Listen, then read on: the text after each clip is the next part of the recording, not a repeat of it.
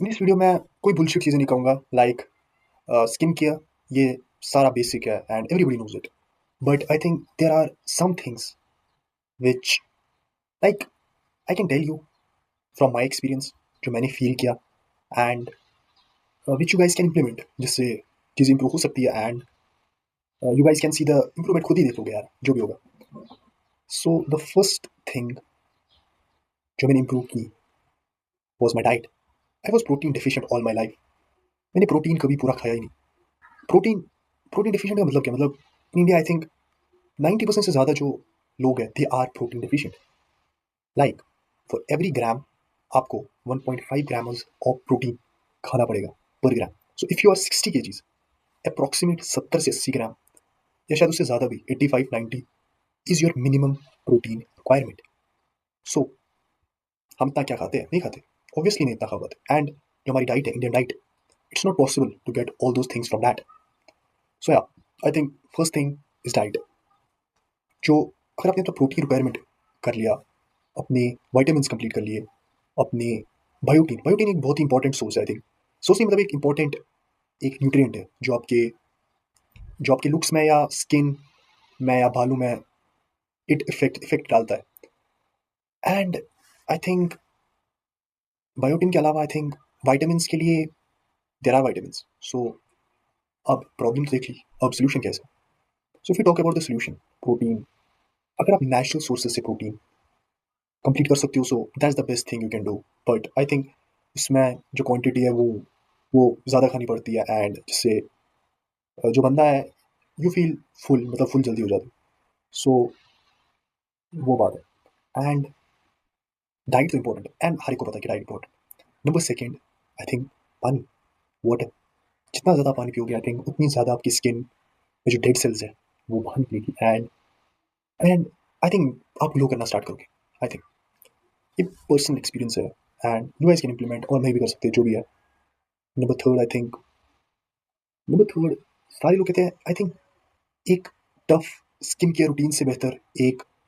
normal but एक consistent वाला skin care routine जो 3 steps का या 2 steps का is I think is a game changer skin care में you guys can sunscreen use कर सकते हो एंड फेस वॉश या मॉइस्चराइजर आई थिंक ये 3 मिनिमम चीज़ें जो हर एक के पास होनी चाहिए सो स्किन केयर के अलावा आई थिंक स्ट्रेस जितना अपनी लाइफ में आप स्ट्रेस कम रख सकते हो रखो stress plays a huge role जितना स्ट्रेस बढ़ेगा कॉर्टिजोल लेवल बढ़ेगी एजिंग बढ़ेगी तो स्ट्रेस जितना हो सके कम रखो and be happy with your life so these are some things except this I think अगर लुक्स की बात की जाए तो काफ़ी लोग यूं करते हैं या आई थिंक जॉ लाइन बनाने की कोशिश करते हैं दैट्स अ गुड थिंग जिसको जो करना करे सो आई थिंक ये एक important cheese but I think एक और इंपॉर्टेंट चीज़ है कि अगर हम ब्रीदिंग की बात करें ये योगा में भी करते हैं और आयुर्वेदा में भी लिखा है एंड साइंस बेस भी है कि अगर आप ब्रीदिंग करते हो सो डू मेक श्योर कि आप ब्रीदिंग अपनी नाक से करो न कि अपने मुंह से it directly affects your facial structure so do make sure जब भी आप ब्रीथ करो try to breathe from your nose not from your mouth and इसके अलावा अवॉइड जंक फूड देख जंक फूड मेरे केस में क्या था कि मैं जंक फूड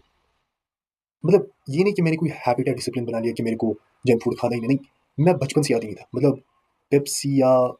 अगर बात की जाए कोक की मैं कभी यूज टू नहीं था मैंने ट्राई किया है but I never like them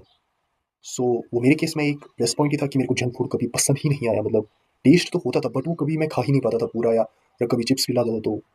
मैं थोड़ा ही खाता था एंड बाकी शेयर कर देता था क्योंकि मेरे को पसंद ही नहीं था मेरे को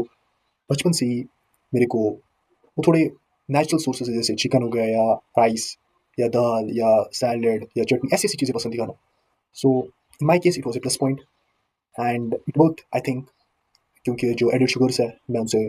काफ़ी हद तक बच रहा हूँ अभी तक बट वो इंसान कंज्यूम कर ही लेता है बट जितना मिनिमम लेवल पर हो सके तो उतना है एंड नेक्स्ट थिंग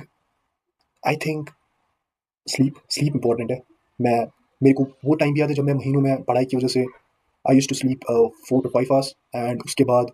जो मेरी स्किन है दूसरे दिन जब मैं मुंह धोता था वो काफ़ी एक तरीके से हार्ड होती थी खराब नहीं होती थी बट हार्ड होती थी